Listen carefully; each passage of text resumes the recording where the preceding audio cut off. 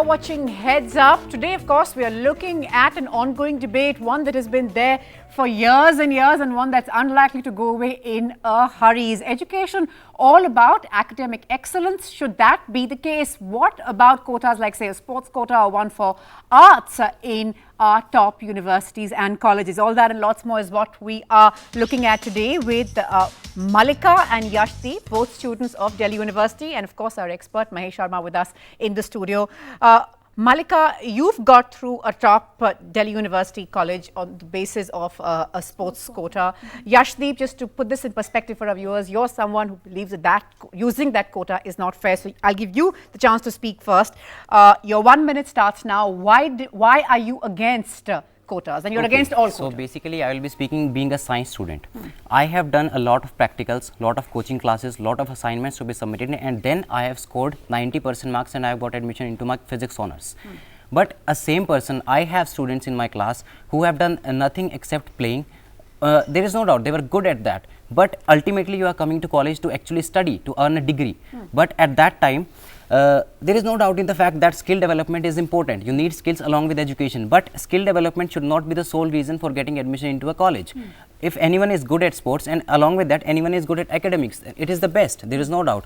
But just being good at sports, it should not be the only reason. It is unfair for those, like, you know, if you have 10 seats in the college and 7 for the people who of merit and 3 for sports quota. Now, if there is someone who has scored marks, but he could not get admission into his college because his seats are already filled, and someone who has scored 70% marks, he is getting admission because there is particular quota for that person. So, in what manner, how can you say that it is justified? It is completely unfair.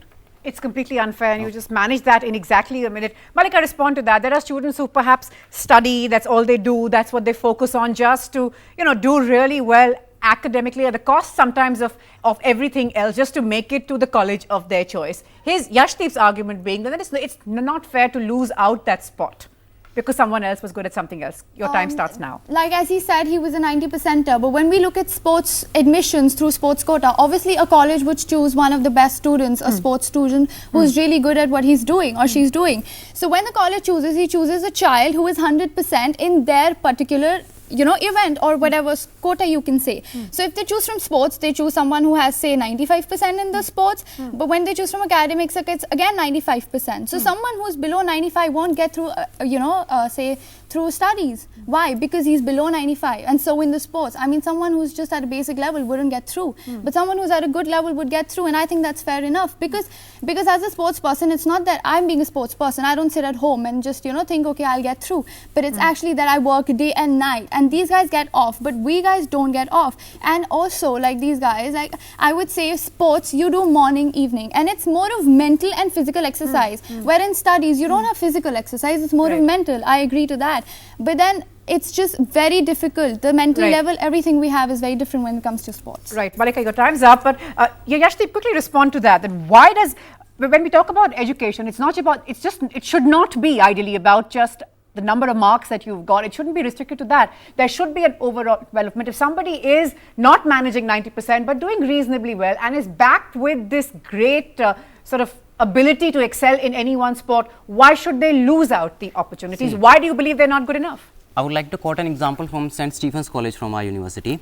Actually, in St. Stephen's College, we have an interview process. We have along with merit, we have interview process. So that should be the the best criteria for selecting. I'm not saying that the merit is the only criterion and it is good. I'm not saying that it is good. But the thing is, you have to see the overall development of a student. If a sports quota, if she is saying that I work day and night for my sports, but this is not the case with every sports person. People are getting admission into colleges who are not good at sports either, because if you have 5 seats, you are giving 2 seats to the genuine person and 3 seats are being given by the management. It is the truth of the Delhi University, there is no doubt.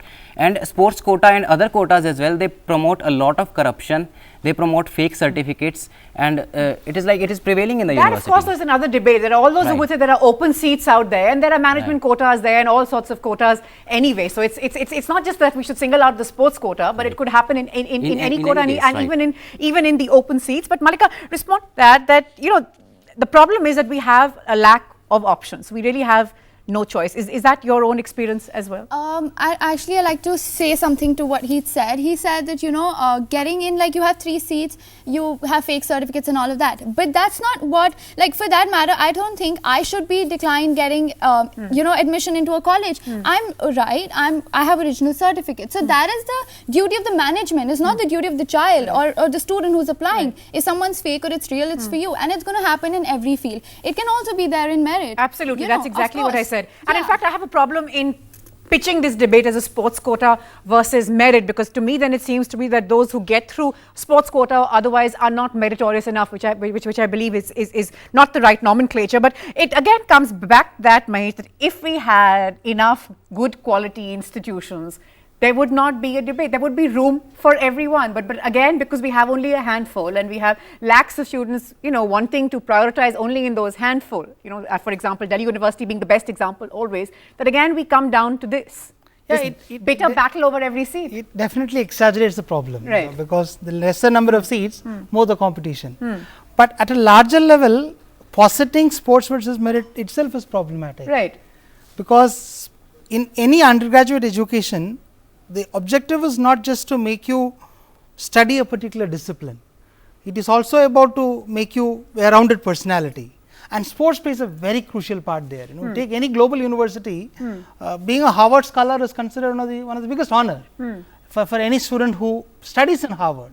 Their sports facilities probably have won much more Olympic medals than any country. Right. In fact, this nugget is given that universities abroad, especially in America, have more Olympic golds than countries themselves. This, of course, being the that's big because, you know, focus. they have a multinational caste in their student body, and each one of them excel in different sports, and that adds tremendously to the learning experience. It bonds you with the university. It creates a stronger alumni network, which results in larger contributions to the university. Right. It's a very virtuous cycle, Right. and that's how we must look at sports, and not as Yashdeep, would you like to respond to that?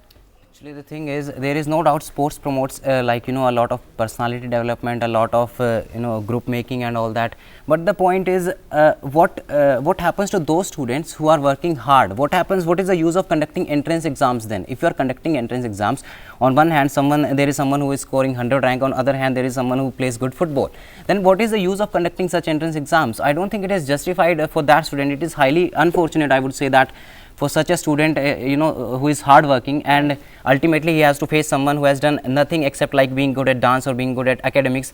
No doubt. They would, of these course, argue that you can't say that is nothing. But, being good no, at that something is- actually, is also let a me- lot. I see the point you're Okay, making. I okay. see the point you're making. Mahesh, quickly respond to that. 15 seconds, and then I'll that's an unfair comparison. You should never do that. Right.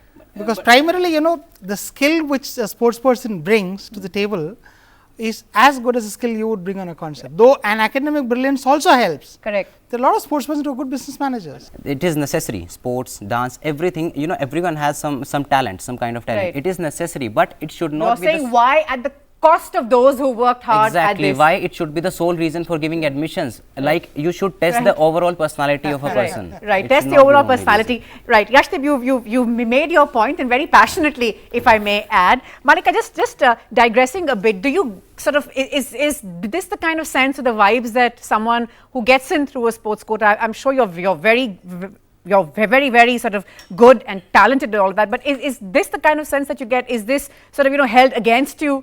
Do you sense that? You know what I like to say is, at the end of the day, when both of us get into a college, we both are studying the same thing. We both are doing, you know, we go through the same thing. We have to study the same thing. Now, the management does not, you know, it's not biased on you're from sports, you need not study that. So at the end of the day, the sports student is doing much more than what a merit student is doing, because what he's doing is going home and studying. We study, we practice, and we represent college, and we represent college not only in sports but in other places. And I think they are equally standing shoulder to shoulder from, be it a sports student or a dance student, from any quota. They're standing neck to neck with an educational child. And you know, I don't think there's anything like, okay, if he's from sports, so the mentality or, you know, the mental level is not as up to what would be. That is unfair. That is unfair, right?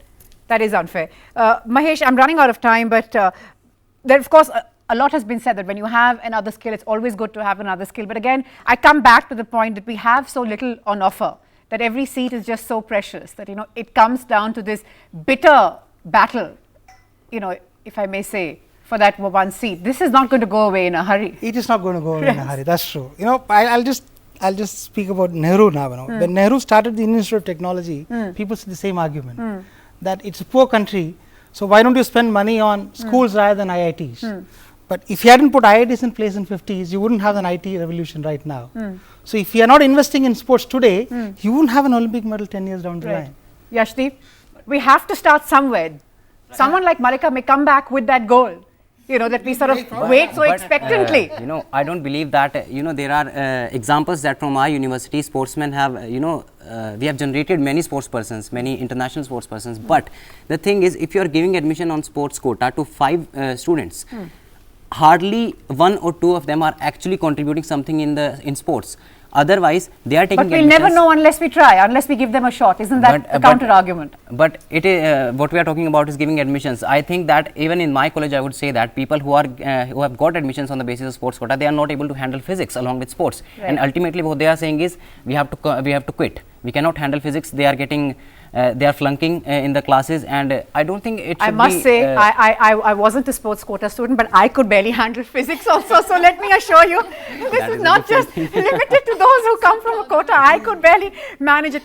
Mallika, wrap this up for us. This is a debate that's not going anywhere. Of course, coming again from the paucity of what we have to offer our students, but wrap this up for us, the opportunities, the all-round development and his concerns. Yeah, I'm just going to say what he said, that there are 4 seats. Okay, so 2 are actual sports people and 2 are who are just from that. Well, that is something what management has to look up, and it's actually true what he said. I'd agree on a point like that, where he said that, you know, they're not exactly sports people. They've just given trials, and if they're good, they come in, but that's not what it should be. They should see what they have done over the years. We don't collect certificates for just to, you know, pile it up in a, just like that. But it has to be checked somewhere and to see where the difference comes, you know. So that is what it is. And when you said that, you know, there are 2 precious seats and which should go to a merit or a sports student, but if at this level only you don't, you know, support a sports child, what do you expect? I wouldn't want to, like, those are also skills that of course should contribute. Why hold that against Today, you have PT Usha, right? She may be not be known for her excellence or in academics, but she's known for excellence in sports, and she's much more than a lot of, you know, we have top academicians in this country. Right, and now of course when we have launched Quest for the Olympic gold, it is perhaps time to encourage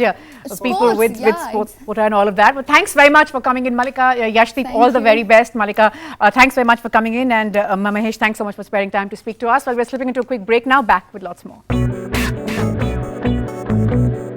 I want to have the freedom to go out in the night, to be with my friends, to be with my family without having the fear in my head.